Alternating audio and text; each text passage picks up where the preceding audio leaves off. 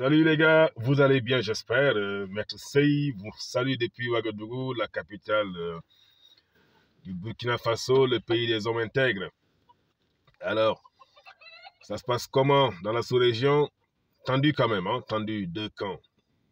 Deux camps. J'espère que les choses vont se régler dans le calme et qu'on puisse négocier quoi, et trouver la bonne formule pour que le peuple nigérien ne sorte pas affaibli de cette situation, parce que, bon, quoi qu'on puisse dire aussi, c'est souvent le bas peuple qui souffre, quoi. Et on les manipule comme ça, il y a beaucoup de manipulation, quoi. Beaucoup de manipulation, et j'espère qu'on pourra négocier pour que les choses reviennent comme avant. Parce que ces genres de situations d'instabilité ne peut que retarder notre pays, notre environnement et notre sous-région. Ça, c'est clair, quoi, là-dessus. Bon, et là, il y a beaucoup d'amalgames qui se fait. Il y a beaucoup de paroles, beaucoup d'affrontements verbaux, aussi bien en haut, enfin, je veux dire au sommet, les différents dirigeants, et sur les réseaux sociaux aussi. Et ça, il y en a même qui disent, écoute, on n'a qu'à sortir de la CEDEAO. Il y a d'autres, je pense que j'entendais ces genres de propos, même il y a des années de cela. Je pense l'année passée, pour les Maliens, il y a même mes parents burkinabés aussi qui lancent ce genre de propos. Mais ce qu'ils oublient, c'est que c'est grâce à la CEDEAO qu'on peut circuler librement dans la sous-région sans passeport. C'est la CEDEAO qui nous permet que le Nigérien peut quitter avec sa voiture de Niamey, traverser le Burkina, le Mali, aller jusqu'au Sénégal, et même s'ils le veulent, de refaire le tour en passant par la Guinée, Guinée-Conakry, la Côte d'Ivoire, et rentrer chez lui tranquillement avec sa pièce d'identité CEDEAO. C'est à cause, c'est la CEDEAO qui nous permet, moi, Sénégalais d'origine, je réside ici, m'installer au Burkina et travailler, avoir pratiquement les mêmes droits que le Burkinabé. Et vice-versa. C'est grâce à la CEDEAO que le Burkinabé, vous vous rendez compte du nombre de Burkinabés qui sont en Côte d'Ivoire? Vous vous rendez compte de ça? Rien que la semaine passée, une de mes apprentis est partie là-bas. Et je sais que ce n'est pas pour revenir maintenant.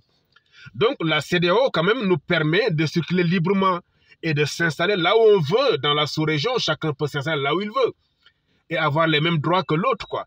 Donc tout n'est pas mauvais. Donc arrêtons, il y a des gens qui font des déclarations, mais je dis à la limite bêtes, quoi, qui ne nous avantagent pas. Je ne dis pas que tout est parfait, mais les gars, soyons sincères, quoi.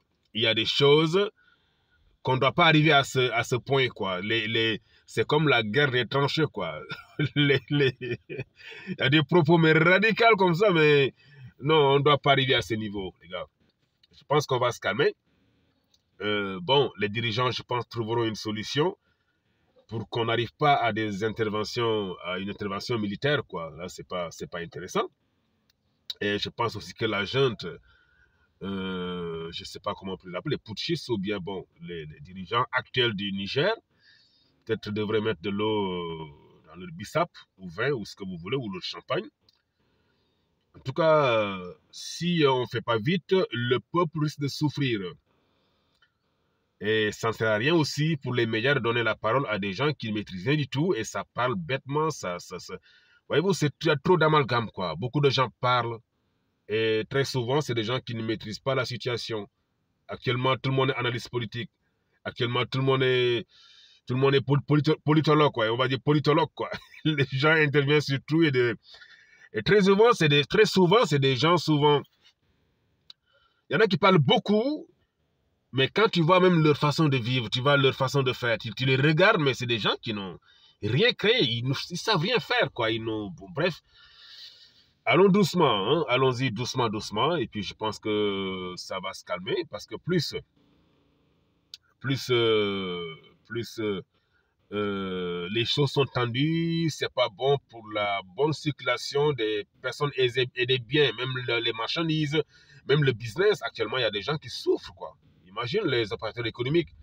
Les opérateurs économiques nigériens c'est nigérien ou nigérien, je ne sais même plus. En tout cas, les gens du Niger qui sont dans les ports tels que Cotonou, ou bien, je pense que c'est Lomé, non? Lomé ou Nigeria. Mais c'est des dépenses de plus. Ils vont beaucoup dépenser. Plus ce conflit se rallonge, dure, ils vont payer beaucoup de taxes parce qu'il y a des frais de gardiennage, il me semble. Et ça, c'est pas bon, quoi.